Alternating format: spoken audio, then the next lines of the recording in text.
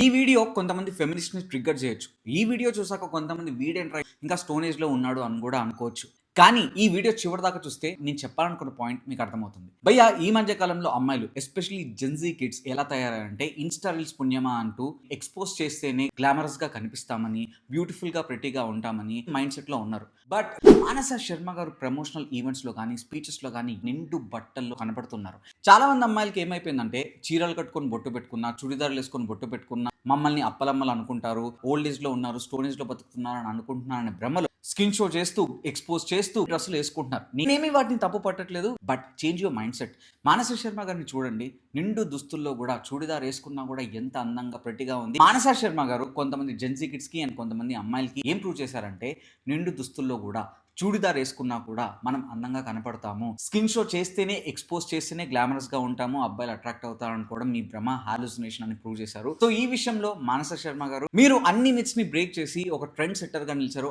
మీరు ఒక example create చేశారు. అండ్ ఎంతో మంది వుమెన్‌కి ఇన్స్పిరేషన్‌గా నిలిచారు. ఓహ్! ఇలా కూడా ఉండొచ్చా? ఇలా కూడా ఉంటే మమ్మల్ని అడ్మైర్ చేస్తారా? ఇలా ఉంటే కూడా బాయ్స్ ఆర్ మెన్ అట్రాక్ట్ అవుతారా అని ప్రూవ్ చేశారు. సో మానస శర్మ గారు ఈ విషయంలో మాత్రం నేను మీకు పెద్ద ఫ్యాన్‌ని. మానస శర్మ గారు మీ ఫ్యూచర్ ప్రాజెక్ట్స్ అన్ని బ్లాక్ బస్టర్స్ అవ్వాలని, ఎంతో మంది వుమెన్ కి మీరు టార్చ్ బేరర్ గా ఉండాలని కోరుకుంటూ ఈ రీల్ మానస శర్మ గారికి రీచ్ అవుతుందని అనుకుంటున్నాను.